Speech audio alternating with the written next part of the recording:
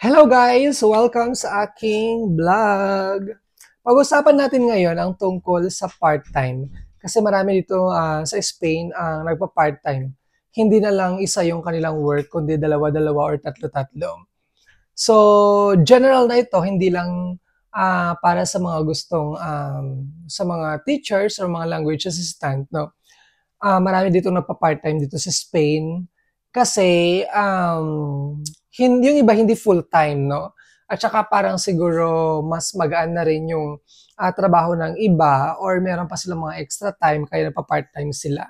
So katulad ko din nagpa-part-time. Ano ba yung mga pwedeng i-part-time dito sa Spain? Yung iba, pupunta sila sa mga bahay, naglilinis, ganyan, or mga kasambahay, no? Mga gawaing bahay. So, usually ang charge sa kanila mga 10 euros hanggang 15 euros bawat isa. So, depende na kung ano yung ano na yung papagawa nila sa inyo, kung maglilinis kayo sa bahay, mag-aalaga ng bata, mag-aalaga ng matanda, ganun. Siguro minimum 10 euros, no? Kasi parang kung mas mura doon, parang lugi ka na.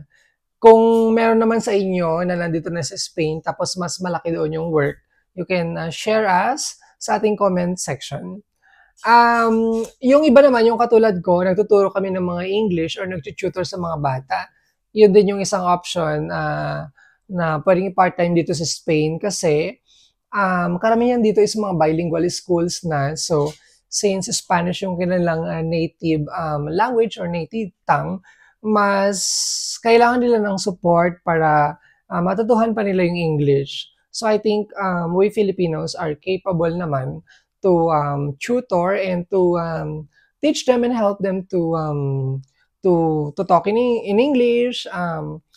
Usually, for example, sa aking personal experience, tinuturuan ko sila sa kanilang mga homework. So, depende na kung anong subject yan. Minsan English or natural science or social science. Yung iba, like yung mga sa high school, mas madami pa. So, kung meron silang exam, prepare ko din sila sa kanilang mga exam. Yung kanilang mga parang mga unit exam. Sa Philippines, ganun din, di ba?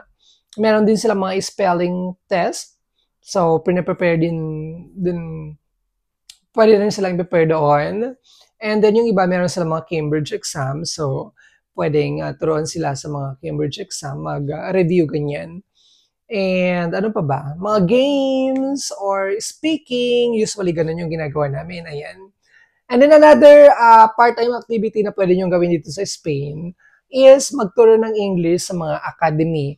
Actually, hindi lang ito like for the teachers or language assistants sa Spain. Pati yung mga, let's say, mga interna or externa, yung mga sa bahay talaga yung tawag dito, yung trabaho nila. Kasi feel ko marami din dito na parang mga college graduate na nagiging katulong or kasambahay dito sa Spain. Dahil feel ko hindi naman, parang wala nang ibang opportunity eh. Yung mga Pilipino dito sa Spain, kung hindi ang bahay or restaurant or hotel, driving, ganun.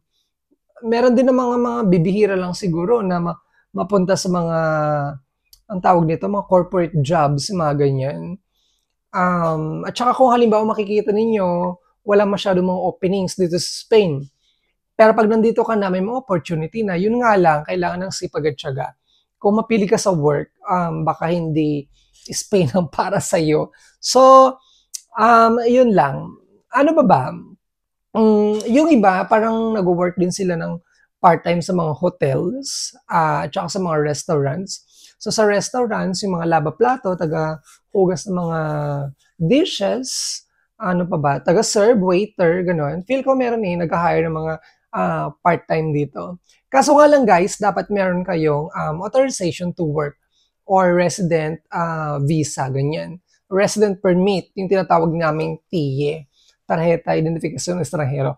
Kasi kung halimbawa pumunta kayo dito tapos tourist visa lang yung hawak ninyo or let's say wala kayong authorization to work, I don't think na yung mga companies like mga restaurants or hotels mag-hire sila. Kasi illegal yon. By the time na someone sue them, mas malaki pa yung babayaran nila. So, ayun. Come to think about it, lalo na yung mga nagbabalak na pumunta rito sa Espanya, tapos wala kayong, ang tawag dito? naka-tourist visa kayo or expired na yung mga visa ninyo.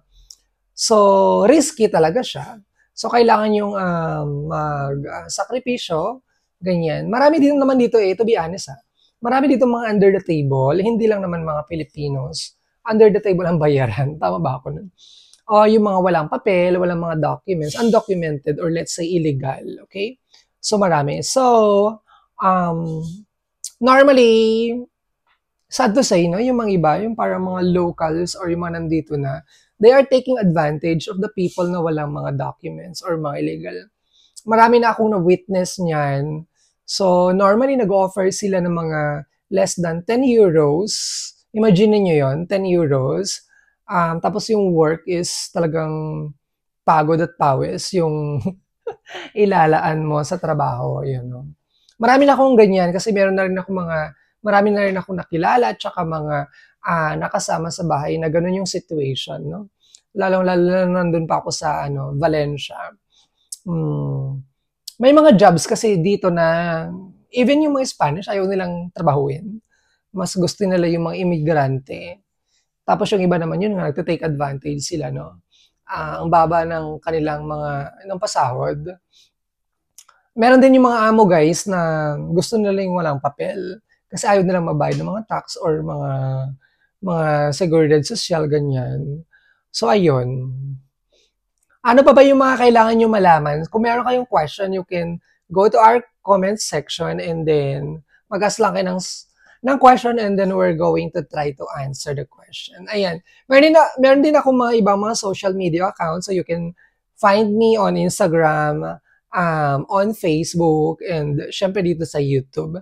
And ayun nga, kung meron kayong mga katanungan, you can message me privately or you can comment sa ating mga comment section. Ayan. Good luck sa inyo and I hope na one day makapunta rin kayo dito sa Spain at makahanap ng disenteng trabaho.